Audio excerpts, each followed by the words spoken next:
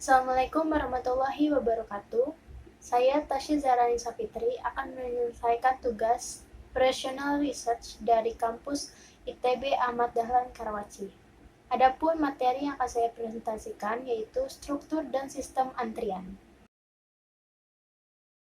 Dalam kehidupan sehari-hari, kita pasti akan menemukan yang namanya antrian atau mengantri. Antrian ini adalah hal yang paling sering kita temui dimanapun kita berkunjung. Di berbagai tempat yang kita datangi, banyak dari tempat tersebut yang menggunakan sistem antrian dalam kegiatan operasionalnya. Contoh tempat-tempat yang ada antrian yaitu seperti di supermarket, kemudian di bioskop, kemudian di toko, kemudian di restoran-restoran, dan juga biasanya ada di bank, dan juga tempat usaha lainnya. Lama waktu customer mengantri berdasarkan pada kecepatan dan juga jumlah pelayan yang ada dalam toko tersebut atau dalam usaha tersebut. Jadi, lama waktunya untuk customer mengantri ini akan balik lagi kepada kecepatan si pelayan dalam melayani customer dan juga berapa jumlah pelayan yang ada untuk melayani customer. Dalam menangani lama waktu customer mengantri ini, perusahaan juga bisa untuk meningkatkan kualitas kecepatan pelayanan mereka ataupun meningkatkan lagi jumlah pelayan yang ada di toko mereka. Namun, jika perusahaan akan meningkatkan kualitas kecepatan ataupun kuantitas jumlah pelayan, maka perusahaan akan kembali lagi untuk melihat apakah worth it untuk meningkatkan kecepatan pelayanan dan juga jumlah pelayan yang ada di tokonya dengan pemasukan dan juga pendapatan yang dia miliki dari lama waktu customer ini menunggu. Komponen proses antrian ini ada 3, yaitu pertama tingkat kedatangan atau arrivals, kemudian pelayan atau servers, dan juga antrian atau queuing. Jadi, alur dalam proses antrian ini adalah yang pertama akan ada kedatangan customers di toko atau di suatu usaha. Kemudian, jika ada kepadatan dalam customer-customer yang berdiri ini, maka itu akan terjadi antrian. Kemudian setelah antrian ini akan bertuju kepada satu tujuan, karena mereka mengantri untuk satu tujuan atau untuk satu server, yaitu untuk ke pelayan ini. Pelayan ini akan melayani customer yang sudah mengantri sesuai dengan urutannya. Kemudian setelah itu, jika customer selesai dilayani, maka dia akan keluar dan akan mengurangi antrian yang sudah dari tadi ada. Sistem antrian itu terdiri dari 2, yaitu sistem pelayanan tunggal dan juga sistem pelayanan multiple. Sistem pelayanan tunggal adalah bentuk yang paling sederhana dari sistem antrian ini. Jadi dalam sistem ini, kombinasi antara mesin kas dan tempat kasir disebut server atau fasilitas pelayanan. Jadi itu adalah fasilitas pelayanan yang akan nanti melayani customer. Dan juga para pelanggan yang menunggu giliran yang membentuk suatu baris disebut waiting line atau antrian. Dan juga tadi yaitu ada antrian atau kedatangan para customer ini untuk mengantri dan membuat satu barisan.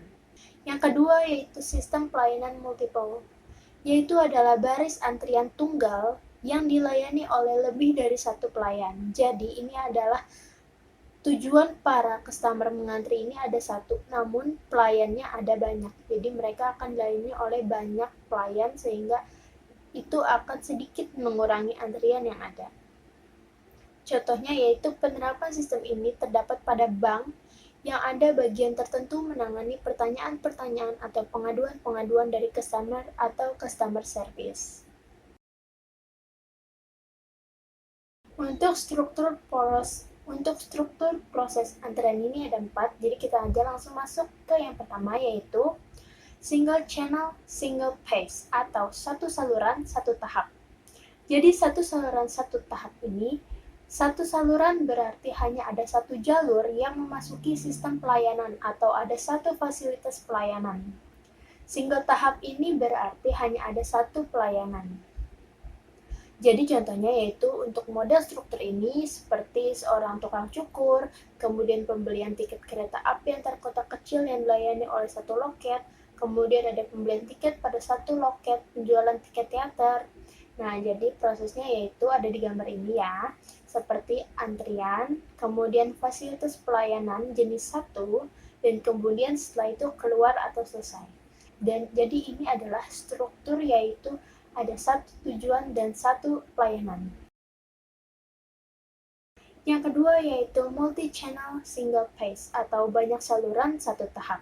Jadi single multi-channel single pace ini terjadi saat dua atau lebih fasilitas pelayanan dialiri oleh antrian tunggal. Istilah multi-pace ini menunjukkan ada dua atau lebih pelayanan yang dilaksanakan secara beruntutan dalam pace-pace. Sehingga, sebagai contoh, model ini adalah pembelian tiket yang dilayani oleh lebih dari satu loket. Sebagai contoh yaitu seperti pembelian tiket yang dilayani oleh lebih dari satu loket, pelayanan potong rambut oleh beberapa tukang potong, pencucian mobil, dan lain-lain. Nah, seperti misalkan kita ambil contoh pencucian mobil. Jadi contoh pencucian mobil ini adalah ada mobil kotor. Nah, mobil kotor ini akan mengantri sesuai dengan urutan yang sudah ditentukan kan. Nah, kemudian mobil kotor ini ada alur-alur atau tahap-tahap yang harus dilakukan. Gak hanya satu tahap. Mobil ini perlu dicuci, perlu disabunin, perlu dibilasin, perlu dikeringin, bahkan ada yang perlu divakum. Nah, ini arti dari beberapa tahap atau multi-channel tadi. Tapi hanya ada satu antrian yang mengantri untuk menjalankan alur-alur atau tahap-tahap ini. Yang ketiga yaitu ada multi-channel single pace. Yang ini adalah terjadi kapan saja dan di mana saja ada dua atau lebih fasilitas pelayanan yang dialiri oleh antrian tunggal. Sebagai contoh, model ini adalah antrian pada teller sebuah bank. Nah, jadi contohnya adalah antrian ini satu, namun ada beberapa tahap. Nah, tahap ini adalah jenisnya. Jadi jenisnya ini ada beberapa, tapi antriannya hanya ada satu. Nah, seperti pada gambarnya, yaitu ada antrian, kemudian ada fasilitas jenis 1 dan fasilitas jenis 2. Setelah mereka selesai dilayani, maka itu akan keluar. Multi-channel multi-pace. Nah, contohnya ini, registrasi pada mahasiswa di universitas, pelayanan kepada pasien di rumah sakit, mulai dari pendaftaran, diagnosa, penyembuhan, sampai pembayaran. Kemudian setiap sistem-sistem ini mempunyai beberapa fasilitas pelayanan pada setiap tahapnya. Jadi, contohnya ini adalah misalkan di rumah sakit. Proses pertama adalah pendaftaran dan juga kemudian pengecekan. Nah, di pendaftaran ini ada antrian. Ada antrian yang harus ditunggu oleh pasien untuk mendaftar di rumah sakit tersebut. Kemudian setelah selesai didaftar, maka akan didiagnosa penyakitnya apa, butuh obat apa, karena apa, akibatnya apa, sebabnya apa, kemudian dampaknya apa. Nah, kemudian setelah itu akan ada penyembuhan. Penyembuhan yaitu akan diberi obat, akan dicek, akan dioperasi, misalkan yang harus dioperasi. Nah, kemudian yang terakhir ada pembayaran atau administrasinya. Nah, ini adalah proses akhir dari alur-alur yang dilewatkan yang akan dijalankan oleh pasien yang ada di rumah sakit.